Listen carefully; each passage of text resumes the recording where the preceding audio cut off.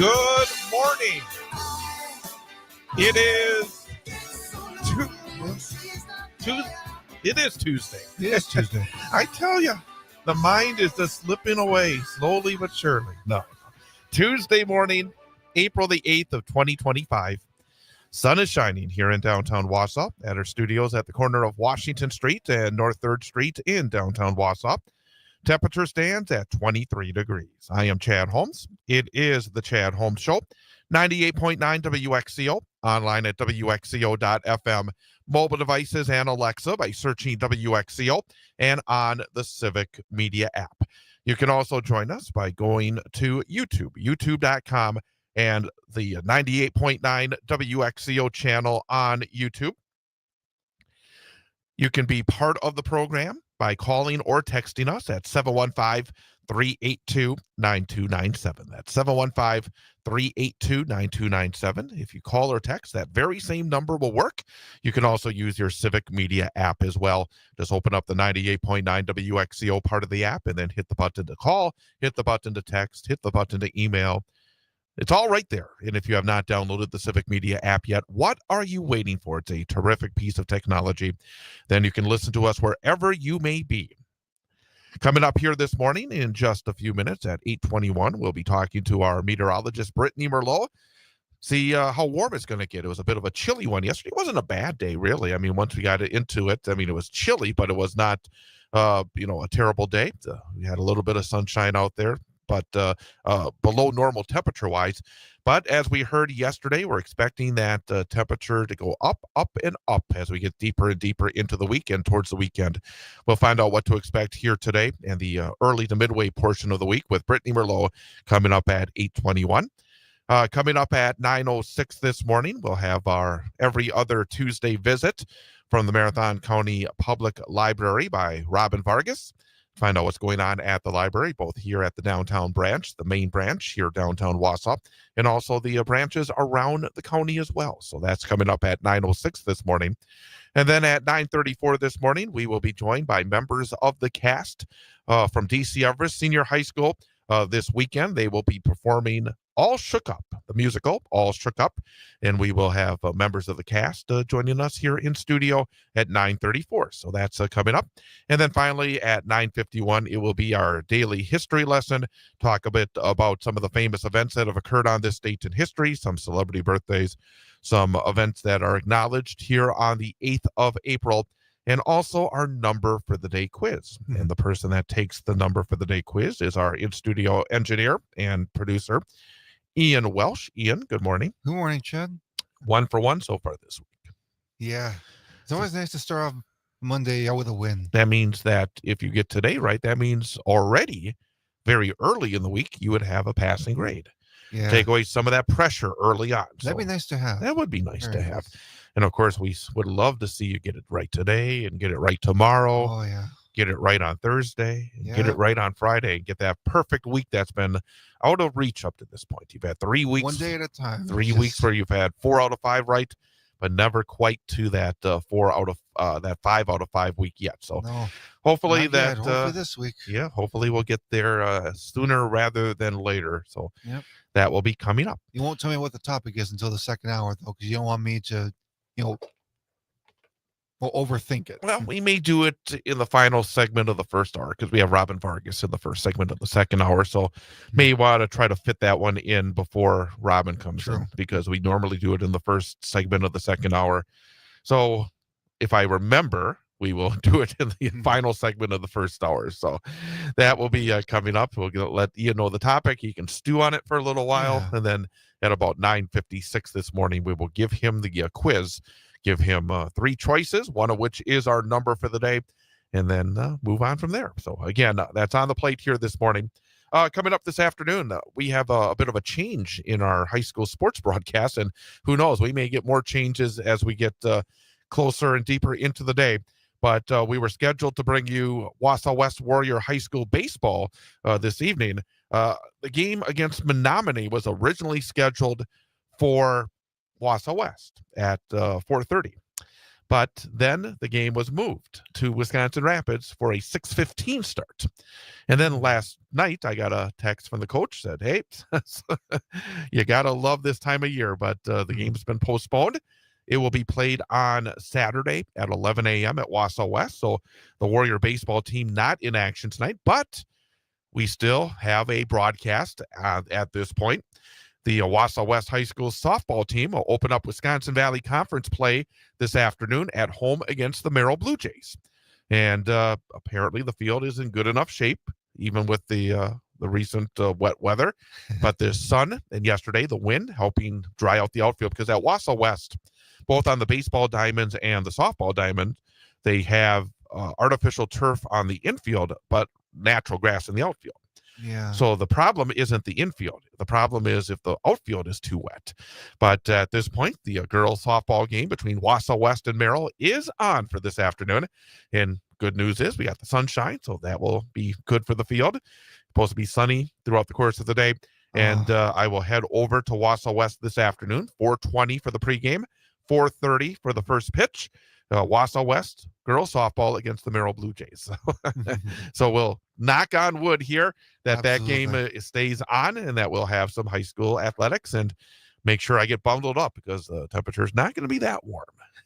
But weather is a big factor when it comes to sports, especially in the month of April. As we get deeper into the spring, it gets better, but April, it's often hit and miss. But just to give you a look at our schedule for the rest of the week, today, Wausau West softball against Merrill. Friday, marathon. We'll have our first marathon spring sports broadcast. The Marathon Red Raider baseball team taking on Rib Lake at Marathon High School. We'll have coverage of that one, starting with the pregame show at 4:35 and the first pitch at 4:45. And then Saturday, that Wausau West baseball broadcast against the Menominee Mustangs.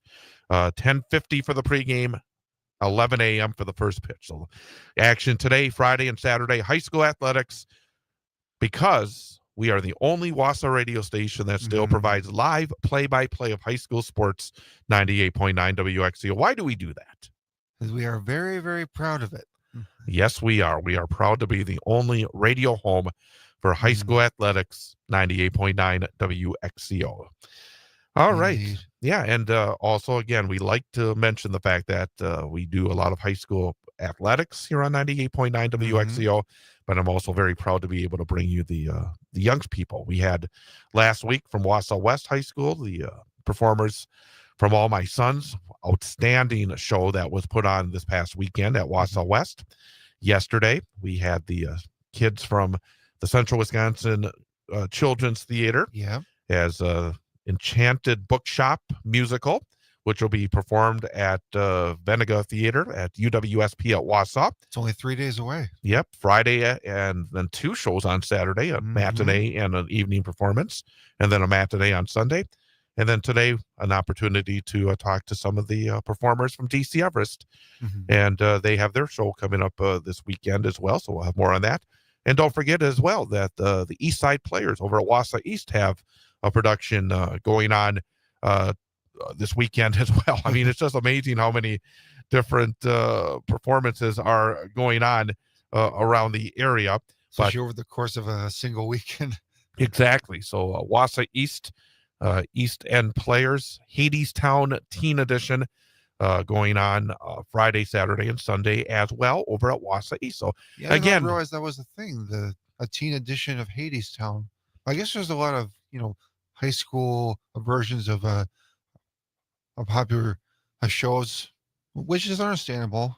yep, and like the Central Wisconsin Children's Theater, Hadestown Teen Edition at Wassa East will have performances Friday evening, then a matinee on Saturday, and an evening performance on Saturday, Nice. and then a matinee on Sunday. So again, between Everest East and the CWCT, they have four performances for each. So that means you just have to pick one to go for, like maybe Friday evening, maybe one for a matinee on Saturday or Sunday, and then maybe one for a evening performance on a Saturday as well, and be able to go over and really enjoy the talent that is going to be on display for all these performances. So again, it's wonderful. It really is, and I just really Busy enjoy time for both sports and theater in high schools, which is just perfect because it's always good to keep them busy, especially as we get towards the end of the school year into summer vacation. It's always good to keep the kids busy and keep those social interactions up and just have a lot of fun. Exactly. So again, look forward to speaking to the performers from DC Everest coming up at 9:34 this morning here on the program, and find out more about All Shook Up. And this weekend, actually, it looks like some musicals going on. And as I've said, I enjoy some of the straight plays, and that's why I really enjoyed going to West last week and seeing all my sons. The straight plays are always interesting to watch. Yeah, and also, I mean, the musicals as well. I mean, you've done both. I mean, obviously, there's different challenges involved in one or the other. Yeah. Do you have a preference? Do you prefer a straight play or a musical performing? Oh, I definitely prefer musicals. The musicals are more like a fast pace, and it's able to move the story along a lot faster. Or where a straight plays, it takes a little bit longer to develop the story and the characters, but the wait is well worth it though. But I like both of them, but personally, I prefer musicals. Okay. Well, I don't disagree with you there, but probably because I can't sing. That's so okay. that probably has a lot to do with it. I couldn't carry a note to save my life. There's benefits to both of them. Exactly. All right, we're going to take a time out and then come back and talk about the weather. We're going to start maybe to get some spring-like weather soon. Maybe. We'll find out with Brittney Merlot coming up next here on 98.9 WXCO.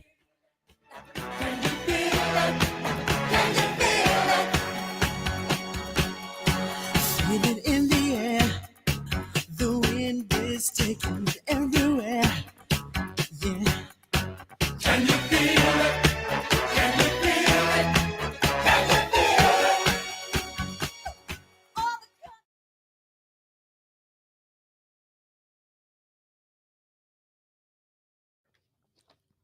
Did you want me to play the Travis Wilson at a certain point or not today? I want you to play it at the bottom of the first hour. Just in the first hour? Just the first hour. You got it?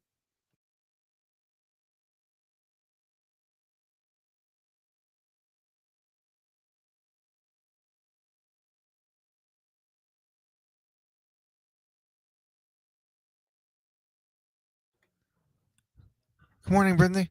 Good morning. How are you? Doing pretty good.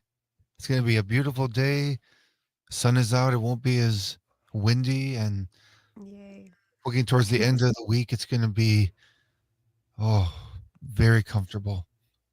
It will.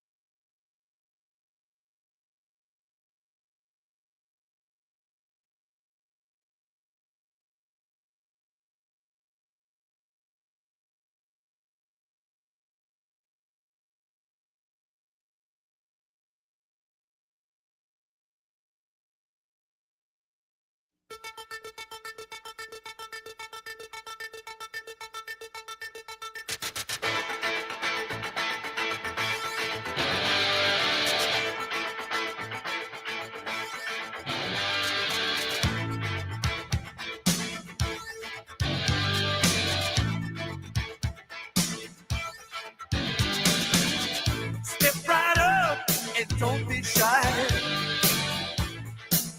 because you will not believe your eyes. She's right here behind the glass. You're gonna like her, because she's got class. You can look at And welcome back, Chad Home Show 98.9 WXCO. Online at WXCO.FM, mobile devices and Alexa by searching WXCO, and on the Civic Media app.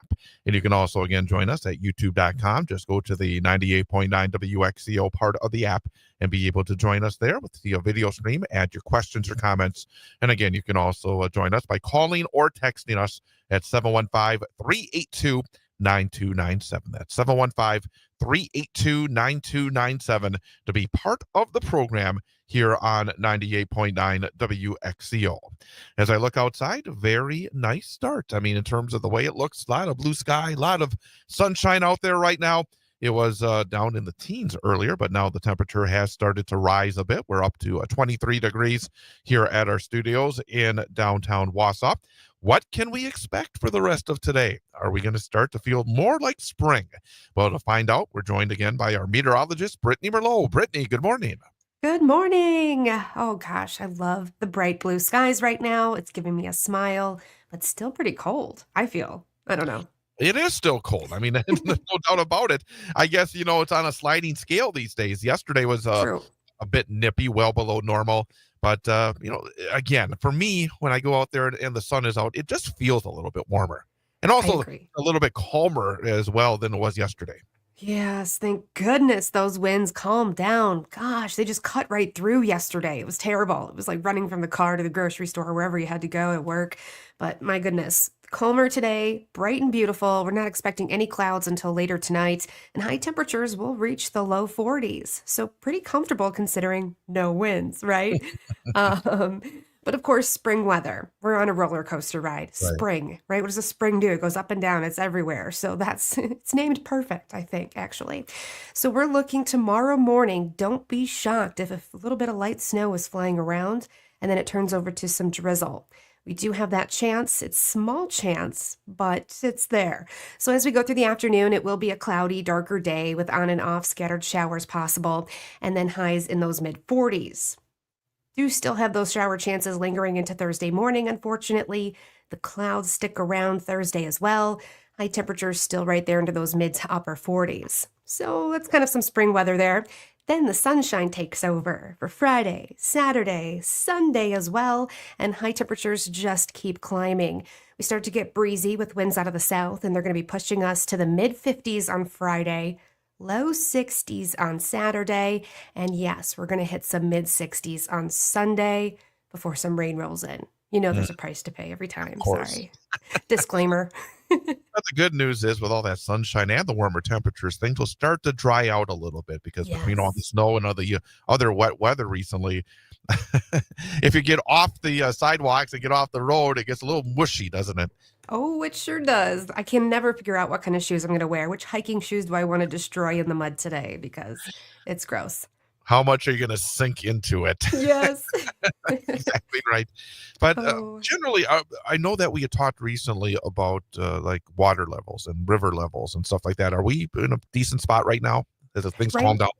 Yeah, right now we've actually calmed things down. The river has subsided a little bit. I mean, all of them are still on the higher level of things. They're not low. We're not in a drought, that's for sure. So, the spring melt's still happening. The water is still very cold. So my new concern right now isn't so much with flooding and all of that because they're pretty dry. This system coming through tomorrow isn't a heavy hitter. I mean, this is only going to bring probably about a tenth of an inch of rainfall. But with the warm weather this weekend, the cold water, people are going to try to get out there. I might want a kayak, right? But those currents are so strong. There's a lot of branches in there. There's a lot of tree debris because of the ice that we just had. Trees came crashing down. So just keep that in mind. If you're going to be out on the water, it's kind of a little treacherous with the extra debris, the fact that it's so cold. If you fall in, that's hypothermia. Yeah.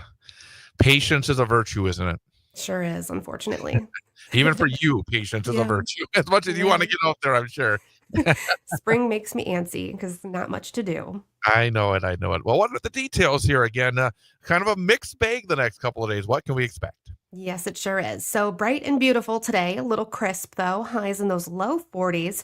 And tomorrow morning, we could see a few flurries flying around in the morning, turning to light drizzle through the afternoon, on and off scattered showers, mostly cloudy highs in those mid 40s tomorrow.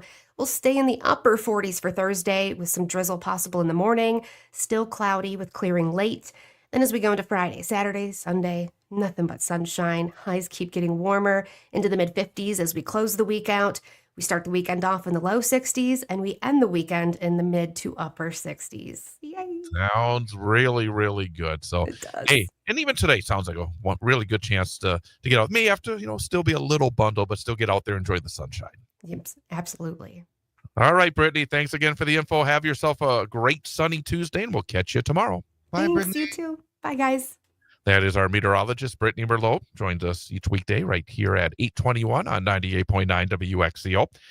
Currently in downtown Wausau, yep, the sun is shining. I look out there, see the blue sky. The branches are not moving like they were yesterday when it came to the breeze. Right now, 23 degrees. Winds are out of the west at 6 miles per hour, so that wind chill is still down there, 16 degrees. Dew point of 13, relative humidity of 65%. The barometer at 30.15 inches and a visibility of 10 miles.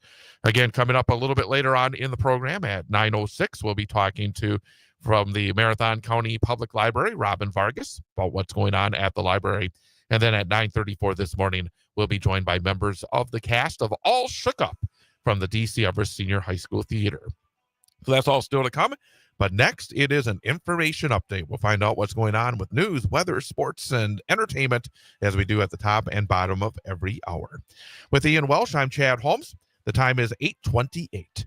Chad Holmes Show, 98.9 WXCO. You got a great imagination.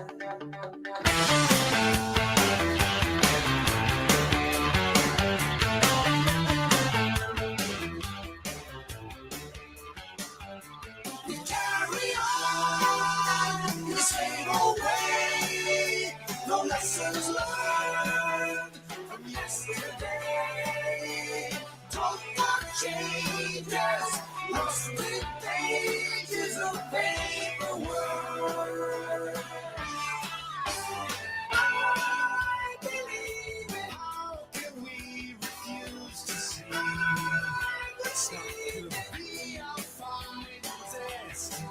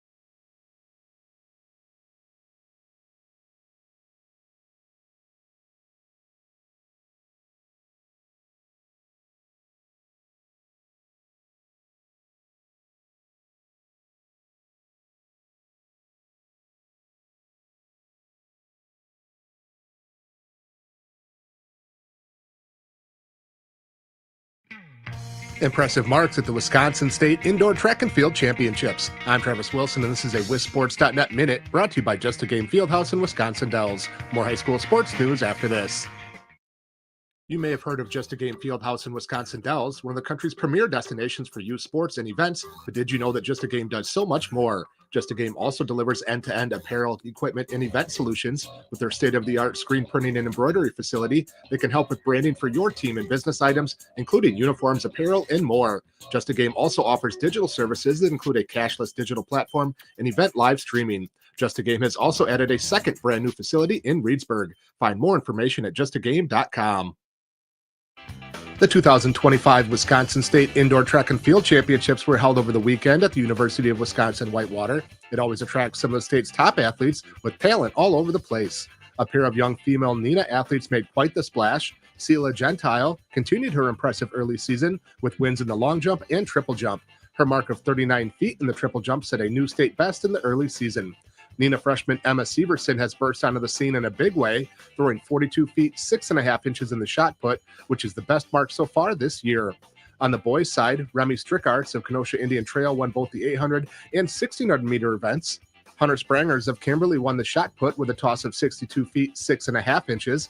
Blake Tyria of Prairie du Chien was the WFCA Small School Offensive Player of the Year on the football field last fall, and then won a Division II Wrestling State Championship this winter at 215 pounds. He continued to show off his impressive athleticism at the state indoor track meet with a win in the long jump, going 21 feet 8.5 inches, while also finishing second in the triple jump. In girls lacrosse action, Muskego defeated Waukesha and Verona last week, with senior midfielder Abby Leto scoring 4 goals in both games. This has been a WisSports.net Minute. Check us out online at WisSports.net.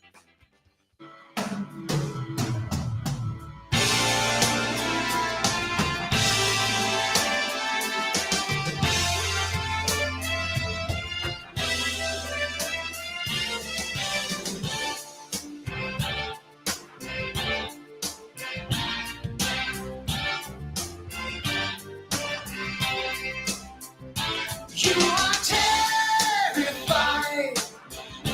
by the smallest sound, because you live your life in such a sheltered world.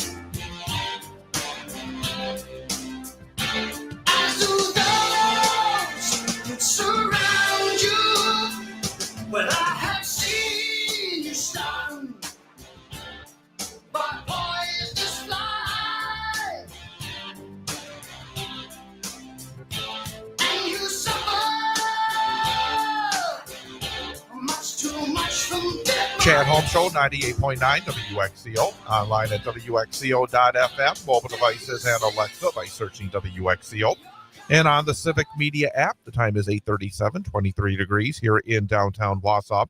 Hey, if you would like to look cool, we got a way for you to do it. You can get some Civic Media merchandise. Yep, from Civic Media gear to shirts for your local Civic Media station, just like 98.9 WXCO. The Civic Media store is a great way to support Civic Media and look great doing so. So show your support for real news, great conversations with a brand new hat or t-shirt from the Civic Media merch store. Looking to refresh your wardrobe and support Civic Media at the same time? Check out the new Civic Media store by heading over to the Civic Media homepage, civicmedia.us. Click on the store button in the upper right corner, and you can check out all the great merchandise that is there. Take a look around and then maybe buy a thing or two and look really cool as we get into the spring. Well, interesting news story came out last night. What's that? It was back after the 2020 election. Donald Trump claimed in the state of Wisconsin that he actually won when the vote said no, he did not win. And Robyn Vargas hired former Wisconsin State Supreme Court Justice Michael Gableman to investigate. Okay. And Gableman basically was a clown during all this. He basically was just wasting a lot of taxpayers' money. In fact, he did it so poorly that yesterday, Michael Gableman, who spread election conspiracy theories and then led the investigation into Trump's 2020 loss in Wisconsin, he agreed to surrender his law license to settle multiple misconduct violations. This was a man who had served for a decade as a justice on the Wisconsin State Supreme Court. Somebody that was in a very, very important position. I mean, obviously, we talked all about for the last number of months the importance of the Wisconsin State Supreme Court election that occurred 7 days ago. Very true. Where Susan Crawford was able to win the election over Brad Schimmel and keep a progressive majority on the Wisconsin State Supreme Court. Mm-hmm. But Michael Gableman, a former conservative member of that court, somebody that you would hope would do the right things, because when you put somebody in a position like that, you want them to do the right things, whether they're conservative, whether they're liberal, that they take seriously the position they are put into. Right. But Gableman, after leaving his seat on the court, he decided not to run for re-election. He then was hired by Voss to do this investigation. And the State Office of Lawyer Regulation filed a 10-count complaint in November against Gableman, accusing him of misconduct during that probe. The state Supreme Court ultimately could revoke Gableman's law license, although the court rarely administered such a harsh punishment against wayward attorneys. But the Office of Lawyer Regulation and Gableman filed a stipulation with the Supreme Court yesterday in which they signed an appropriate sanction that would be suspending Gableman's license for 3 years. A referee overseeing the case and the Supreme Court must approve the agreement before it can take effect. The thing about it is, the thing that's important here is, Gableman himself acknowledged in the filing that the complaint provides an adequate factual basis and that he couldn't successfully defend himself against the allegations. They're true. He admits they're true. Well, perhaps there is hope for him after all. But this election investigation was such a waste of time and money. Yeah. I mean, Gableman looked at allegations of fraud related to the 2020 election that Trump narrowly lost in Wisconsin. Under pressure from Trump himself, Assembly Speaker Robyn Vargas hired Gableman to lead the probe. The investigation came up with nothing. Nothing. Yeah. But it drew derision, bipartisan derision even, because it cost taxpayers more than $2.3 million. I should have used that as our number for the day, but I already let you know about it. So $2.3 million in a 7-month inquiry. Gableman was sued during this inquiry for his response to open records requests and subpoenas, and then he countersued. He was ridiculed for scant expense records, criticized for sending confusing emails and making rudimentary errors in his filings, and called out for meeting with conspiracy theorists. Even Voss thought he was an embarrassment, because Voss fired Gableman in 2022, calling him an embarrassment and saying he deserved to lose his law license. Gableman retaliated because he is a petty, petty man by helping Trump backers try to recall Voss from office, but they failed twice to gather enough valid signatures to force a vote. So again, it's a little bit of good news that there's actual consequences to doing what Gableman did in this situation. So Gableman will be losing his law license for at least 3 years. Well, better late than never, I Well, guess. the whole idea that Voss hired him in the first place was ridiculous, Yeah. just because Donald Trump kept claiming there was some sort of fraud when there was no evidence of voter fraud at all. Also, something that concerns the courts, and this is the United States Supreme Court. Supreme Court Justice Ketanji Brown Jackson is a shining light right now on a court that is dominated by conservatives, 6 conservatives to 3 liberals on that court. Well, yesterday, Brown Jackson issued a seething dissent to another ridiculous United States Supreme Court ruling that allows the Trump administration to use an 18th century wartime law to deport Venezuelan migrants. Oh, gosh. And the thing about it is they're doing it basically in a sort of an underhanded way. Well, first of all, Ketanji Brown Jackson wrote, "The President of the United States has invoked a centuries-old wartime statute to whisk people away to a notoriously brutal foreign-run prison. For lovers of liberty, this should be quite concerning. The statute in question is the rarely used Alien Enemies Act of 1798. And that was passed by President John Adams and the Congress. It was considered, even at the time, beyond the pale, very early in our country's history. That was one reason that Thomas Jefferson ran for president of the United States in 1800. But this Alien Enemies Act seems to pop up from time to time in very, very wrong situations. Back in 1941, Franklin Roosevelt invoked it to justify the incarceration of Japanese Americans in camps during World War II, a stain on this country's history. The worst thing that a great president did during his terms in office. The Supreme Court upheld the incarceration in 1944, but then 75 years later, the court admitted it was gravely wrong in that ruling. But now they're allowing it again for Donald Trump. What's especially concerning, Jackson wrote, regarding the current deportation case, is that the conservative-dominated Supreme Court ruled under its emergency docket or shadow docket without hearing any arguments or reviewing any briefings.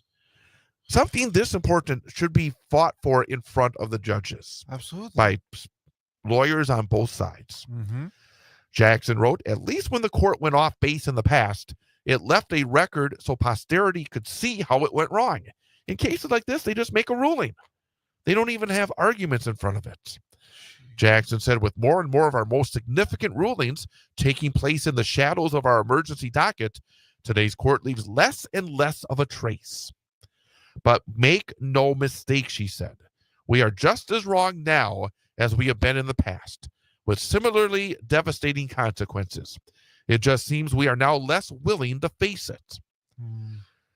Jackson argued it sets a dangerous precedent that the court quickly struck down the injunction from U.S. District Judge James E. Boasberg, whose earlier ruling put a temporary halt on such deportations and ordered plane loads of Venezuelan migrants to be returned to the U.S.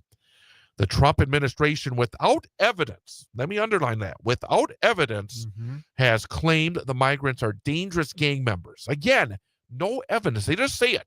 And why would anybody think Donald Trump would lie? He's never lied, right? He's only saying that because they're from a different country that's not America. And they look different. Exactly. He's using a stereotype. Lawyers for some of the men who have been deported have said they have no criminal history. Some were allegedly detained and sent to a notorious El Salvadoran prison solely because they have tattoos.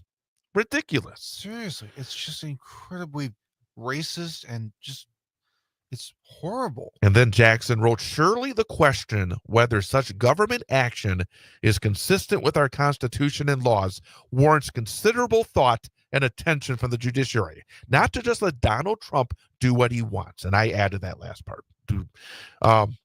But Jackson said this court now sees fit to intervene, hastily dashing off a 4-paragraph per curiam opinion discarding the district court's order based solely on a new legal pronouncement that one might have thought would require significant deliberation.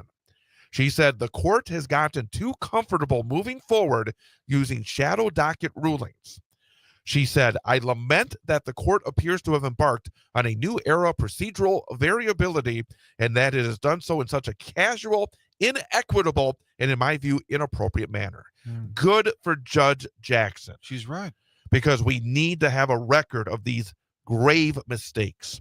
And shame on Judge Supreme Court Chief Justice Roberts for leading this end around to allow Donald Trump to continue to send perhaps innocent people to this gulag in El Salvador.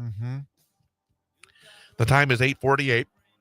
Coming up yesterday, the Los Angeles Dodgers, World Series champions, paid a visit to the White House. Yeah, I have some thoughts on this.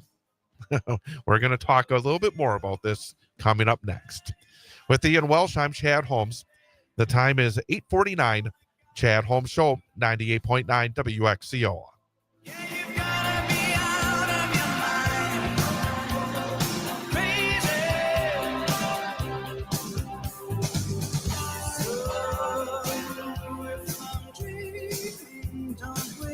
tonight. If this is all wrong, I don't want it right.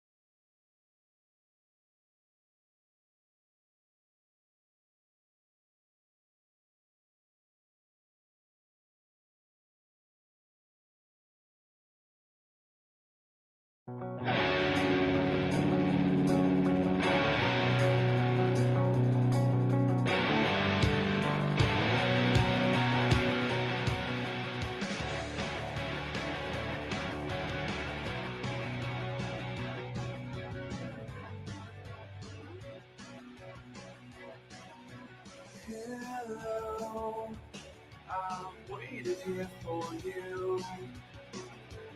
Never alone. Tonight, I'll throw myself into the blue. And out of the red, out of the head, she sang.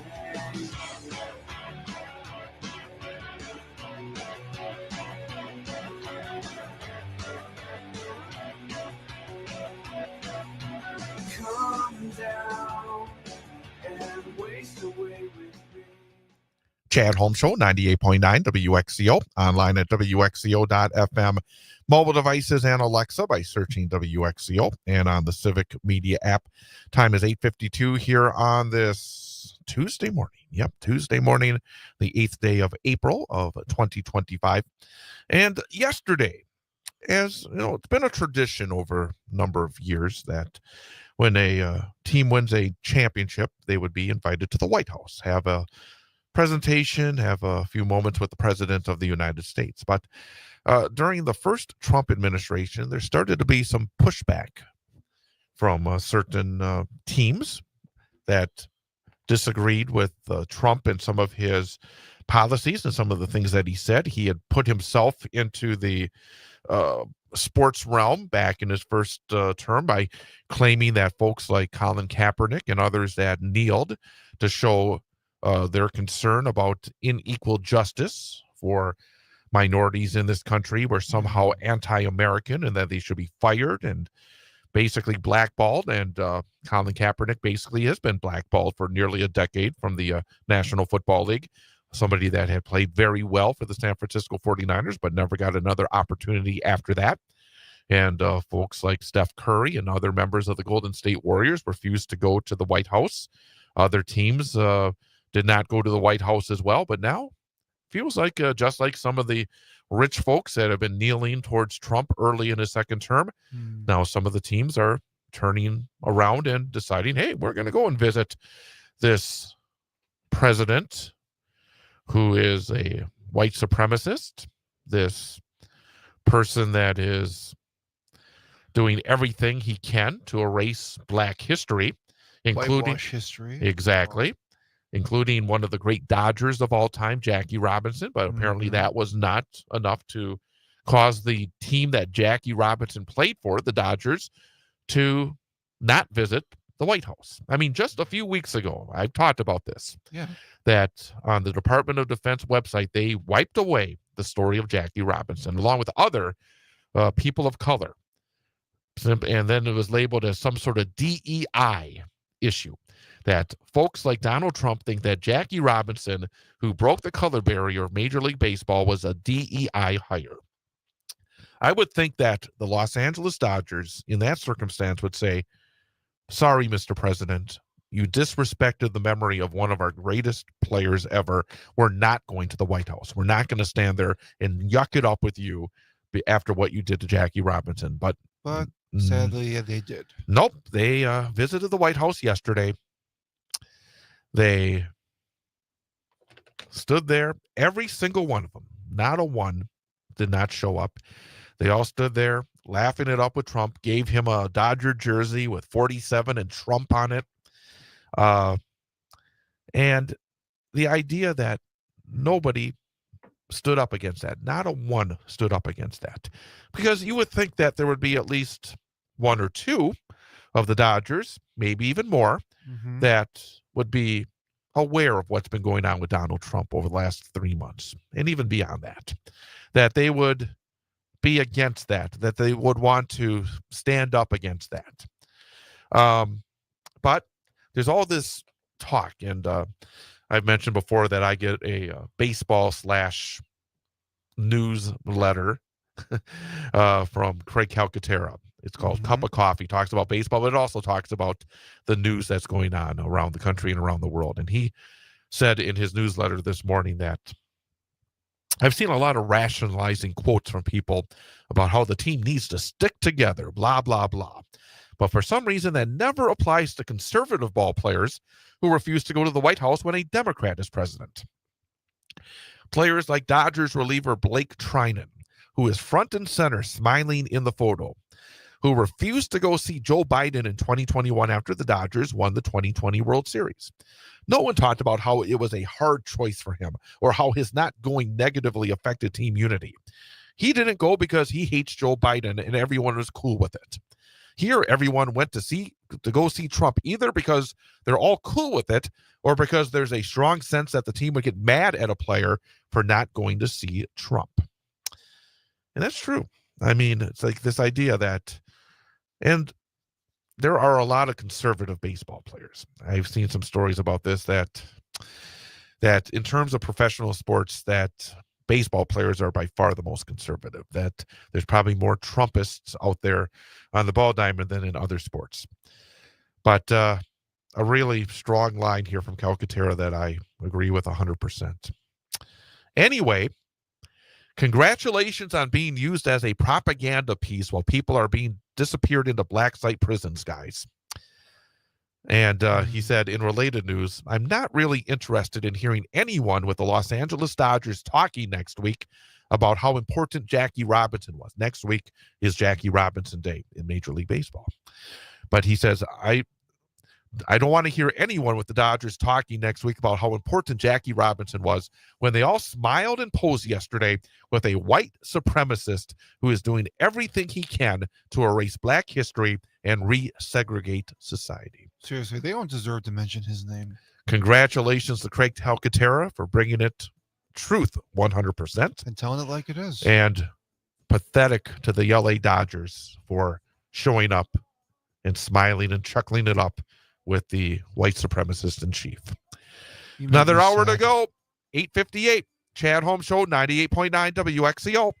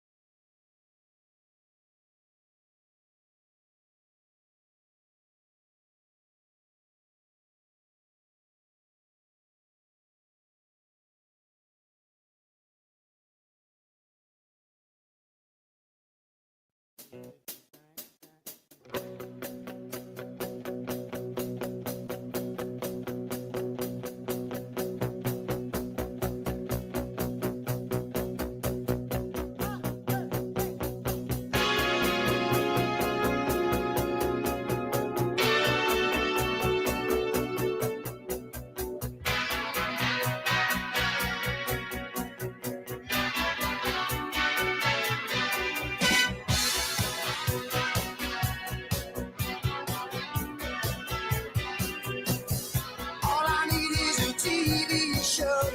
That and the radio. Down on my luck again. Down on my luck again. I can show you some of the people in my life. I can show you some of the people in my life. It's driving me mad. Just another way of passing the day. Good morning. The time is 9:07. It is Tuesday, April the 8th of 2025. Temperature continuing to warm up. It's up to 28 degrees under sunny skies. Lots of blue skies out there. So it looks very nice. Still a little chilly, but things are going to start to warm up. We'll have more details on the weather coming up, but it is hour number 2 of the Chad Holmes Show, 98.9 WXCO, online at WXCO.FM, mobile devices and Alexa by searching WXCO, and on the Civic Media app. Coming up, we will have at the bottom of the hour, we will have a chance to talk to some members of the DC Everest Theater Department. As coming up this weekend, DC Everest is performing All Shook Up musical over at the DC Everest Auditorium. We'll have members of the cast and the director with us coming up at 9:34 this morning.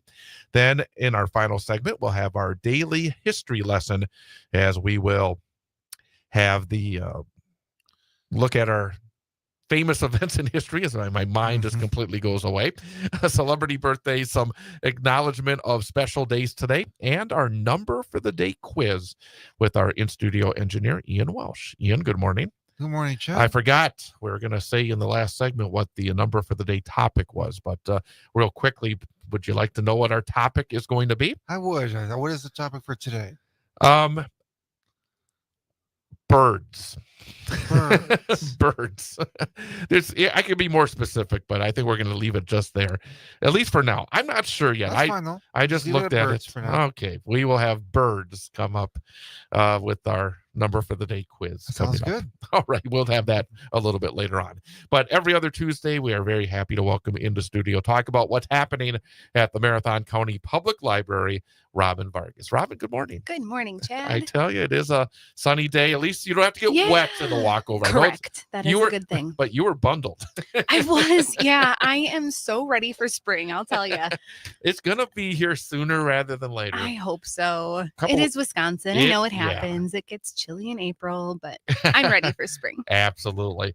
A couple of weeks ago, you were very busy because it was spring break. Things get back kind of normal here at the library. Still busy? Yeah, still busy, of course. But yeah, things have calmed down a little bit since spring break, but we still have our ongoing HVAC construction, and we've been doing some painting in the children's area. So keeping busy with all that kind of stuff too. That's fantastic. And there's always these great activities, not just in Wausau, but throughout the county as well. How many branches again? 8 branches in our main headquarters. So that's so 9 locations total. If you're in Marathon County, not too far to go to get to a library. Well, let's get into it. What's happening? What's going on over at the library? Yeah, so we have a couple of exciting author visits coming up. So today, actually, at our Athens branch, we're going to have a local author. His name is Jim Servey.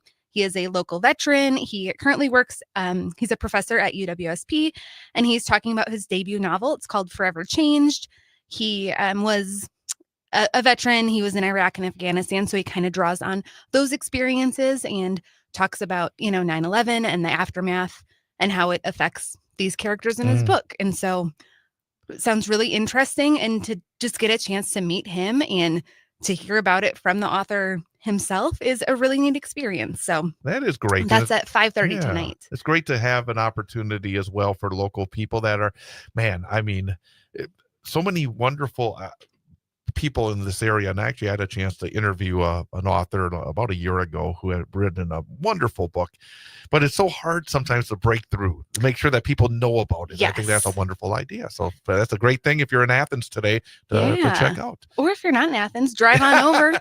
It's not too far. Yeah, exactly. Highway 29 here from Wausau is very easy to get to Athens. Yeah, absolutely right. For sure. What else is going on? So while we're talking about author visits, I'll talk about our next one, which is about 2 weeks away, but it's Monday the 21st, and her name is Mona Susan Power. She is a pretty well-known author. She'll be discussing her book called A Council of Dolls, and it won the Minnesota Book Award. It was longlisted for the National Book Award, this really prestigious book award in the U.S. And so it's a great book, and she will be at the Spencer Book Club to discuss it with them.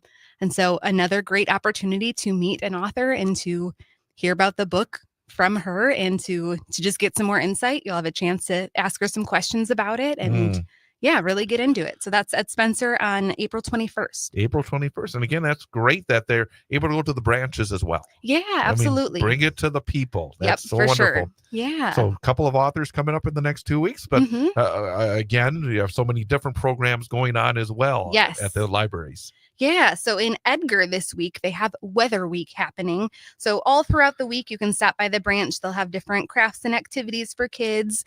I want to say like a pet cloud was one of the things that they have listed that they'll be doing. I don't know what that means, but I was interested. I would like to make a pet cloud. On Friday, they'll be making some coffee filter rainbows.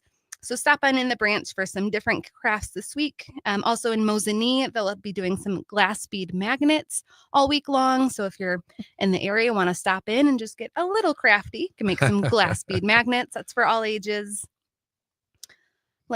By the way, isn't it every week Weather Week, though? It really is, yes. You could have Weather Week any week of the year. You can spread them around to all the branches. There's my idea for you to. For sure. I think it might be like a tornado drill week, though, or something. I think on Thursday there's a drill. It's severe weather week. You're exactly right. Go. We talked to our meteorologist about that yesterday. Perfect. So, yeah.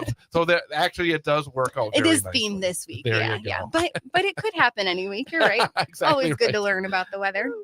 What else is going on? Yeah, at our Marathon City branch tomorrow from 1 to 7, you can stop by to make some pressed flower bookmarks. That's for teens and adults. And on Saturday here in Wausau, we have one that I'm really excited about. We haven't really had a program like this, I don't know, ever, but it's called Sourdough Starter Basics. And so we'll be showing you how to create your own sourdough starter so that you can then go home and bake your own bread. And really, it is the gift that keeps on giving, because once you have a little bit of your starter, you can just keep growing it and just it goes on forever. So the variety that you folks have in terms of the programming is always so impressive. Yeah, we really try to cover all of our bases. Do you guys have meetings where you kind of brainstorm this kind of stuff? Because I mean, sometimes it feels like, man, I wouldn't even think of something like that, and yet there's so many of these kind of events that you talk about every couple of weeks that are just sort of, you think about it, you kind of nod your head. I mean, you want to do things that are a little different, make people think, maybe expose them to something a little bit different that they can use in their everyday lives. How do you go about doing that? Exactly. Yeah, there is some collaboration, I would say, especially with our summer events. We try and collaborate on those a little bit more, but the other ones, it's kind of just, I would say what the event planner or branch coordinator is kind of passionate about. And you can kind of see that, like our Mosinee branch has a lot of pet events, a lot of animal related events. And our branch coordinator there is really passionate about animals and the care of animals. Some of our, like Edgar will have a lot of artsy ones. Both of the ladies there are very artsy. One of them has a degree in art. And so, trying to just bring some of those passions, to the library and to the public and use that experience. Fantastic. No, very interesting indeed. Anything else we want to be talking about? People should be thinking about? Yeah. Also on Saturday at our Wausau location for teens, we're having upcycled fashion. So we're asking the teens to bring a clothing item that they would like to upcycle. They can do some, add a patch, do some embroidery, cut some fringe, do some bleach dyeing, anything like that. It's Earth Day in April. So trying to think of ways we can upcycle, maybe give some new life to something instead of letting it go to a landfill.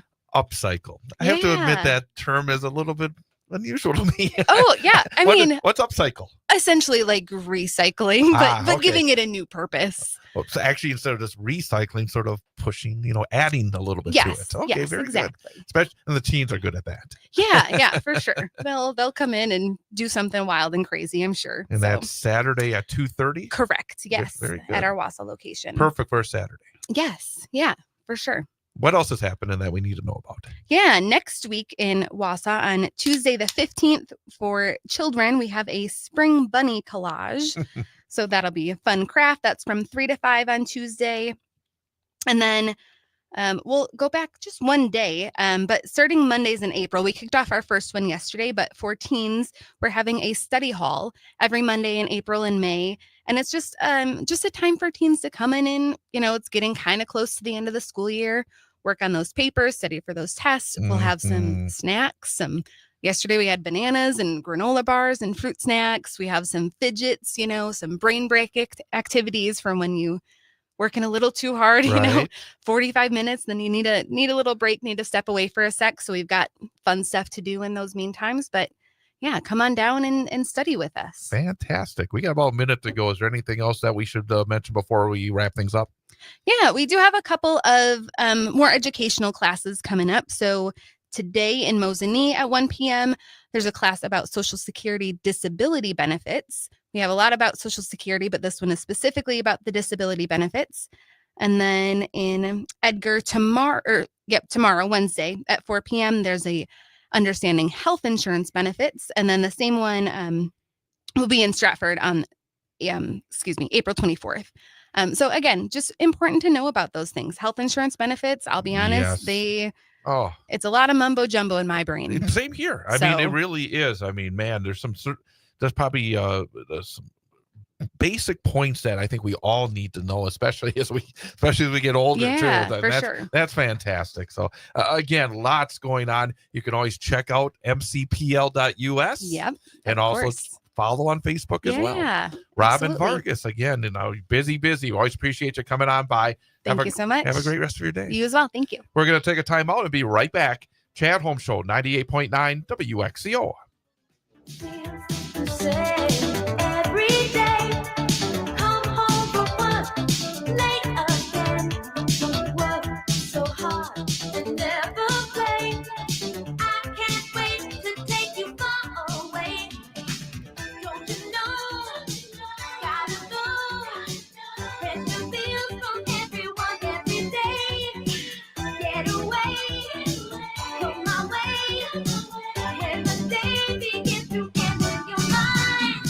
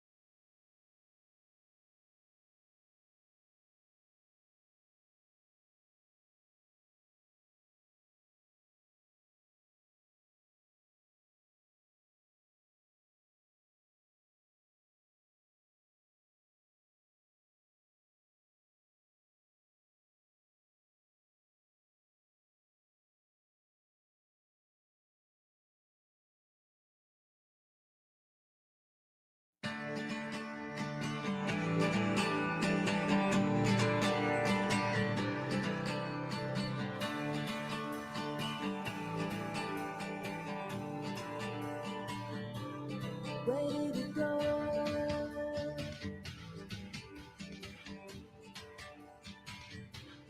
Where did it go?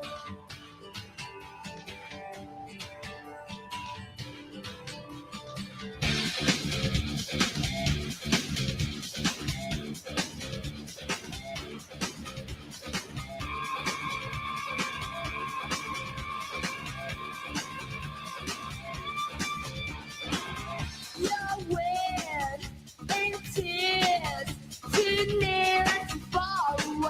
And welcome back, Chad Holmes Show, 98.9 WXCO, online at WXCO.FM, mobile devices and Alexa by searching WXCO, and on the Civic Media app. Coming up at the bottom of the hour, after our information update, we'll be joined by members of the DC Everest Performing Arts Department, who will be performing All Shook Up, inspired by and featuring the songs of the King Elvis Presley.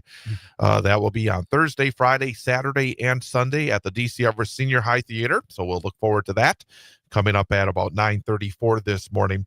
Also, then our final segment, of course, our daily history lesson. I've made a audible here.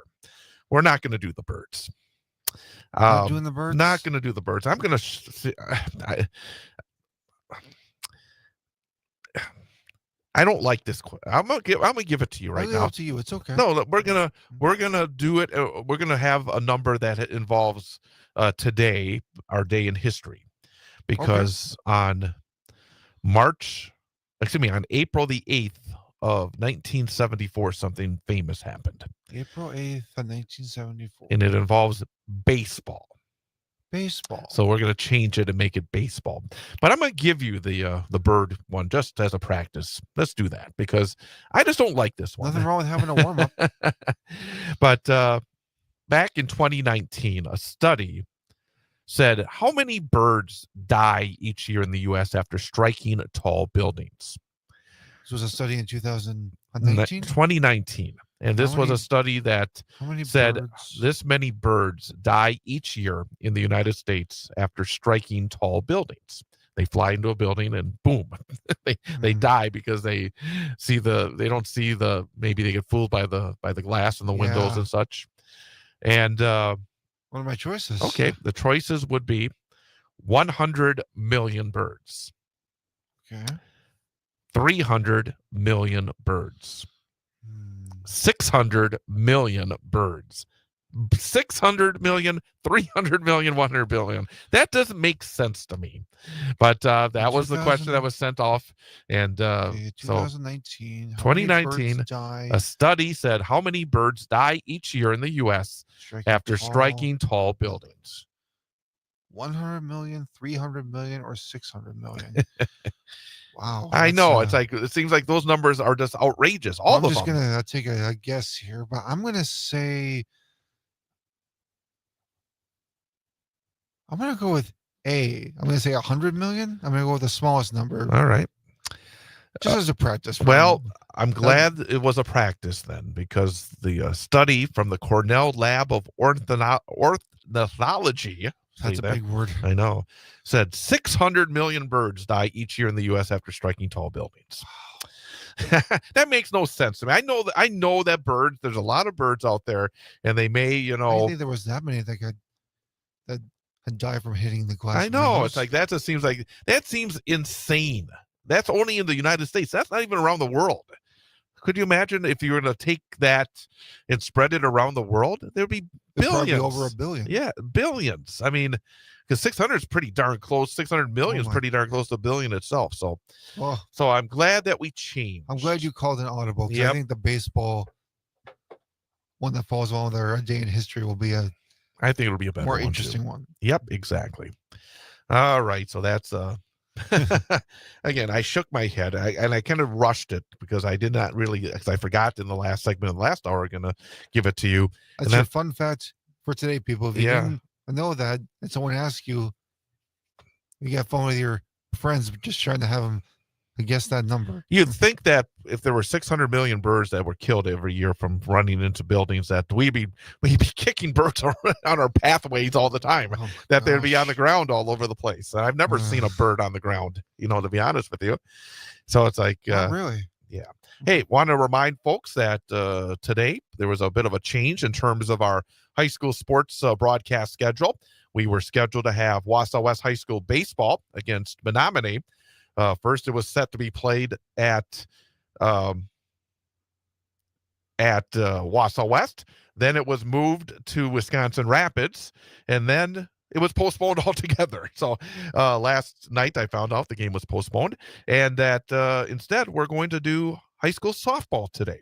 The Wausau West Warriors taking on the Merrill Blue Jays in a Wisconsin Valley Conference matchup, really the first WVC game of the season for the Warriors, and we'll be over at Wausau West today. 4:20 for the pregame, 4:30 for the first pitch. That's Wausau West softball this afternoon, 4:20 airtime right here on 98.9 WXCO, online at WXCO.FM, mobile devices and Alexa by searching WXCO and on the Civic Media app. One thing I've learned over the years is that when it comes to our schedule for spring high school sports, you have to be very flexible because things change because of the weather and field conditions and like that. Absolutely. Don't have to really worry about that during the rest of the year because during winter sports, you play indoors. The only way that That's right. the game would be postponed is because of a blizzard where you can't travel very well. So they'll postpone a game because of terrible weather conditions. And normally that would not be a problem because we don't want to travel as much as the teams want to travel when you get a foot of snow.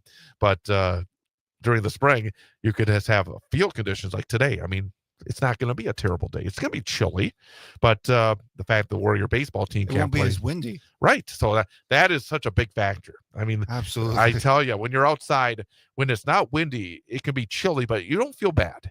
Boy, No. it can be kind of warm and it's really windy and it'll go through your body. So you're Oh, yeah. exactly right. So Definitely feel that. so again, join us this afternoon for Wausau West softball against Merrill at 4:20 here on 98.9 WXCO. And again, why do we do this? Why do we cause all this, have to worry about the weather and all this stuff? Why do we? It's because we are very, very proud to be the only local Wausau radio station that still covers play-by-play action of high school sports. There you go. Exactly we are proud right. to keep saying it for as long as we can. We are proud of that. Hey, coming up, we got an information update. And then after that, we're also proud to bring in a lot of the talented young people of our area. And we will talk to members of the cast and production of All Shook Up, DC Everest Performing Arts, happening Thursday, Friday, Saturday, and Sunday at the DC Everest Senior High Theater. So that's coming up after our information update. The time is 9:29. Chad Holmes Show, 98.9 WXCO.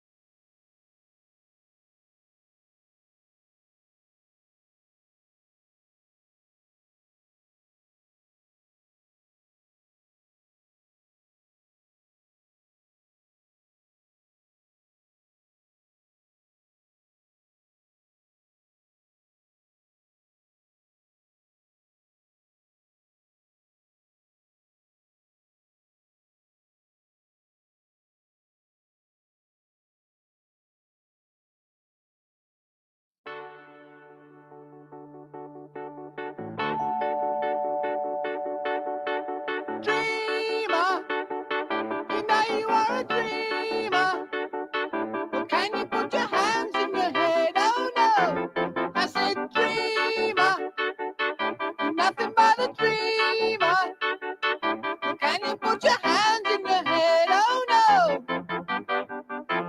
I said And welcome back. Chad Holmes with you here on 98.9 WXCO, online at WXCO.FM. Mobile devices and Alexa by searching WXCO. And of course, you can also see a video stream of us on YouTube, youtube.com, and the 98.9 WXCO channel on the app. And if you're on YouTube, you see our table is filled here. The second day in a row, we've had a complete round table, Shakespearean in itself, around the table with young performers. And of course, yesterday we had some youngsters from the Central Wisconsin Children's Theater. Last week we had a full table full of performers from Wausau West. And today we have performers from DC Everest. And coming up this weekend, Thursday, Friday, Saturday, and Sunday. Thursday at 6:30, Friday and Saturday at 7 p.m., Sunday at 1 p.m. It is the DC Everest Performing Arts Department, and all shook up at the DC Everest Senior High Theater. We're very happy to welcome 4 of the performers from DC Everest. And to start things off, we're going to go around the table. We're going to start with the young ladies and going to tell us who you are and what role you're playing in the show. My name is Rylan Delk. I'm a junior at DC Everest, and I am playing Mayor Matilda Hyde. So I play the very strict and very conservative mayor of the town in 1955. Very nice. And next up. And I'm Catherine Harmon. I'm also a junior, and I'm playing Natalie. She is a female mechanic in the 50s who falls in love with our main character, Chad. Very good. And now the gentleman. My name's Noah Keenbaum. I'm a senior at DC Everest, and I play Sheriff Earl, who is Mayor Matilda Hyde's sidekick, and he's kind of a bumbling buffoon of a cop and does her bidding. Very good. And finally? And I am Shiloh Burgess. I'm a senior at DC Everest, and I play Chad, who's just a roustabout who's singing his song and loving his ladies. Very, very good. And of course, the title, All Shook Up, makes us think of Elvis. And this is a show inspired by the songs of Elvis Presley, but there is not an Elvis in the show. Could you, one of you can jump in, just give us a sense of the show itself, maybe set the stage for what people are going to see on starting on Thursday evening. Well, it's 1955, and the show takes place in a small Midwestern town that nobody really knows where. But one day, this roustabout comes in to this town that has a lot of order, and he shakes things up, and he causes a lot of ruckus, and there stirs a lot of romance and just trouble in the town. And it's this town coming together and trying to figure out, what are we doing? Like, what is actually happening in our lives? What should we follow? What should we not? Like, should we follow our dreams or should we not follow our dreams? And that's basically the show. And basically, before we ask you a little bit more about the production, I want to ask each of you about your experiences, because obviously you have a great opportunity here with this production. I want to ask each of you, how long have you been involved in theater? Is this something that you've had a lot of experience with? Is this a first-time opportunity? Again, for each of you, how long have you been involved in theater? Maybe how many shows have you done as well? I'll start. Sure. I've been involved in theater for a while now. Since I was in elementary school, I started doing some like children's theater and community theater stuff. And and when I got to the high school, I really fell in love with the senior show projects at our high school. So yeah. Well, let me ask you, what have you gotten from your experiences in these productions? What brings you back? Because obviously you've had some experience. What brings you back? What is the best aspect of being part of these productions? I think not only like my love for singing and performing, but also just the connections that I make with all of the performers and the production staff and the crew that really keeps me coming back. How many shows have you been involved with? I'm pretty sure this is my 12th show. Oh, wow. I started the summer of my freshman year, so this is my 3rd year doing shows. What keeps you coming back? I'd say definitely the people. And the adrenaline that you get from going on stage and performing in front of a bunch of people. I think also the experience of jumping into different roles, and you get to step outside of your real life and you get to experience something that you may not be going through. Most of the time, you never will experience that role or that situation in your life. And it's kind of a step outside of your life, and you get to just live a new life almost. And guys, how about you? Have you both experienced in terms of theater and how many shows, and when did you start? Well, I started in 4th grade. So I'm somewhere around 20 shows right now.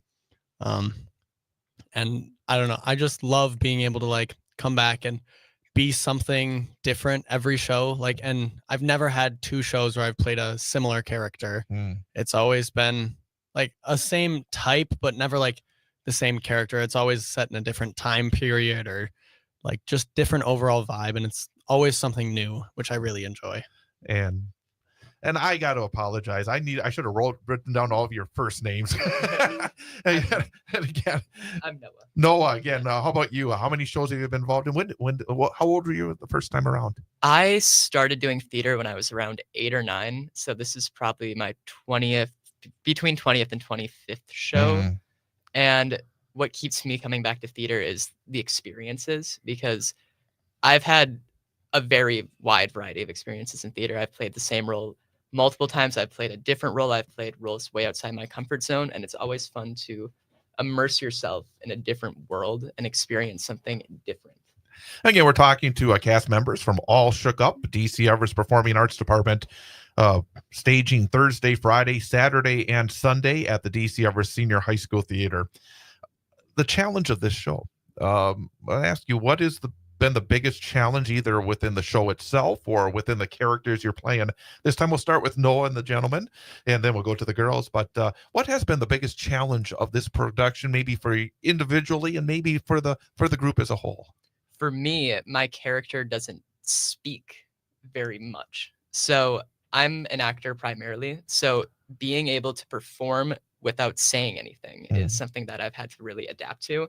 You can't really like put emphasis on words or use hyperbole to exaggerate what you're saying. So you have to, like, for me, it took a lot of like thinking about what can I say without moving my mouth? What can I do with my arms, my eyebrows, my mouth being closed? So that was something that I really learned to adapt to, and something I'll definitely be using in the future. And first name again, I gotta get this in my Yeah, head. I'm Shiloh. Shiloh, okay. And so for me, I think I'm pretty used to playing like a more serious, dramatic character. And in this show, I'm playing kind of a complete opposite, like just funny guy that shows up. So it's been a hard change to get into the mindset of being a more comedic character instead of the more serious one. And ladies, again, if you can give me the first name so I can try to remember it in my head. And then the biggest challenge for this production. I'm Catherine, Again, and Catherine. yeah, I apologize. I don't have the names in front of me here. and I think that the biggest challenge for me for this show is kind of like Shiloh said, this is not a character that I'm really used to playing.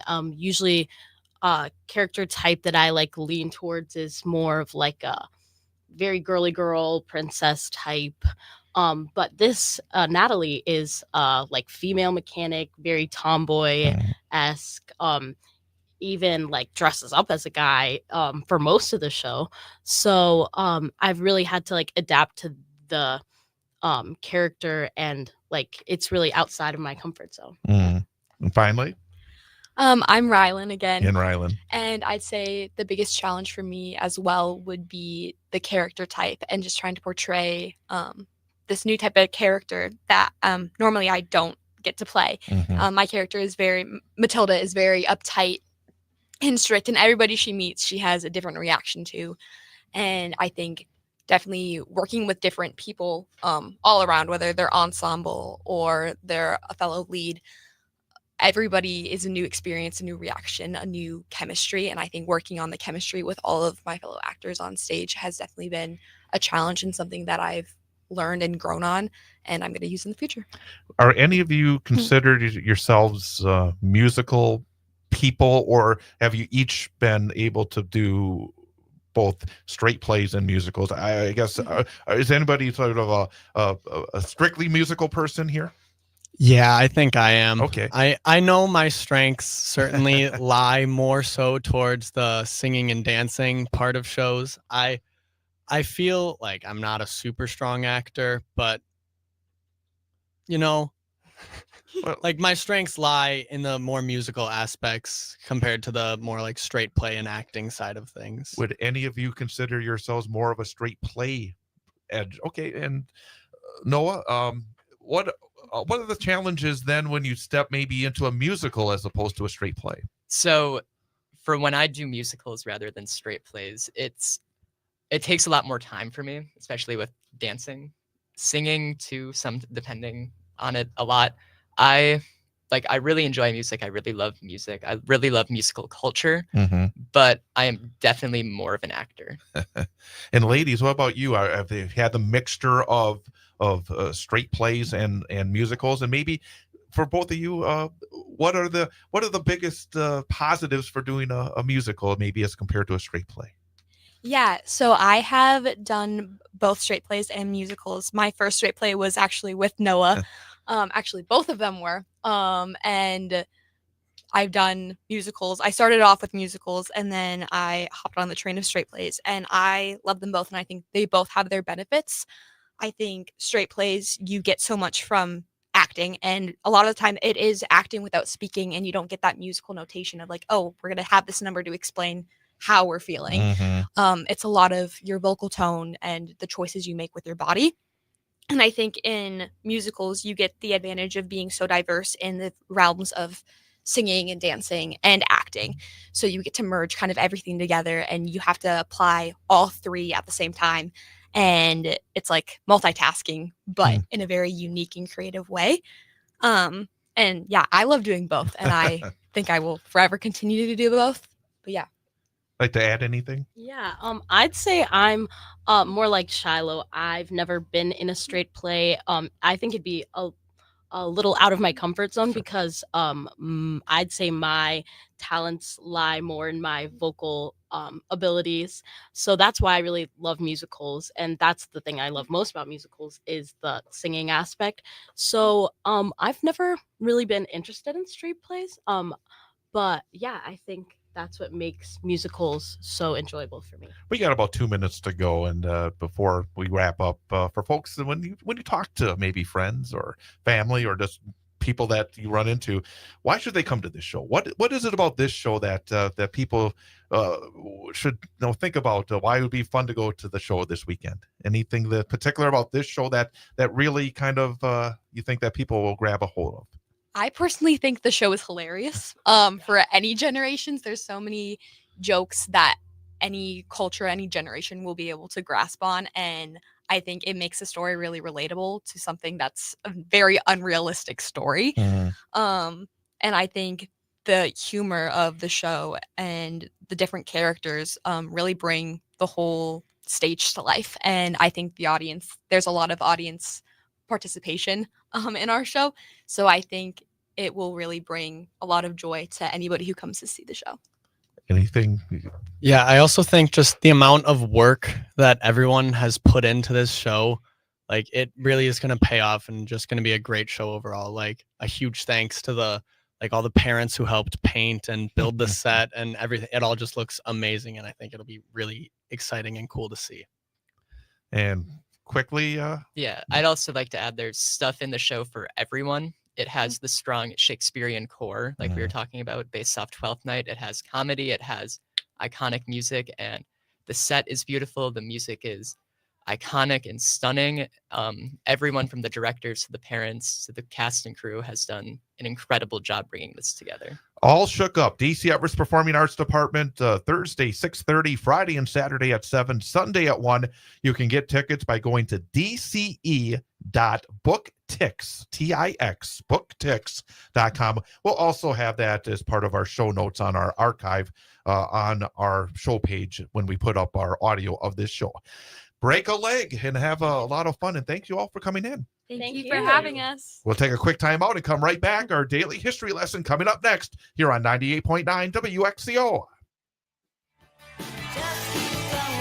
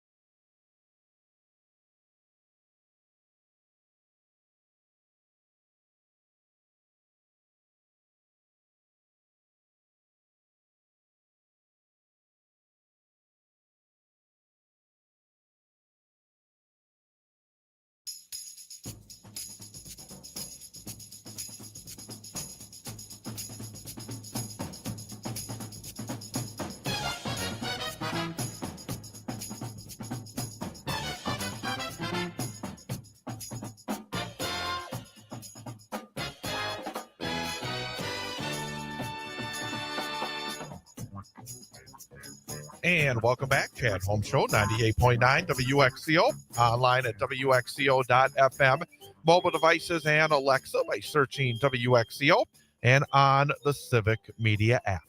28 degrees, 9:52 here on this Tuesday morning, April the 8th of 2025. This is day number 98 of this year. There are 267 days remaining in this year of 2025.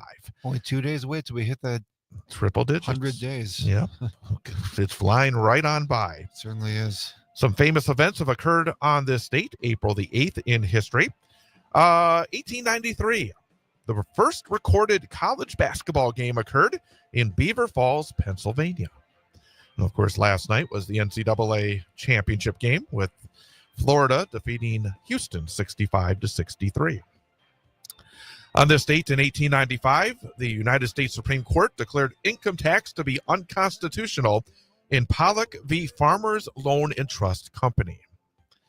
On this date in 1904, Long Acre Square in Midtown Manhattan was renamed Times Square after the New York Times. Mm-hmm. On this date in 1986, in a landslide, actor Clint Eastwood was elected mayor of Carmel, California. On this date in 1992, retired tennis great Arthur Ashe announced that he had AIDS, acquired from a blood transfusion during one of his 2 heart surgeries.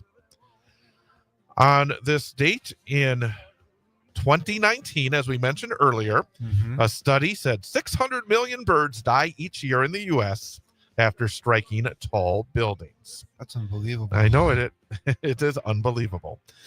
Some famous folks are celebrating their birthdays today. Actor John Schneider played Bo Duke in the Dukes of Hazzard, 65 years old today. Izzy Stradlin of Guns N' Roses is 63. Dean Norris of Breaking Bad and Under the Dome is 62.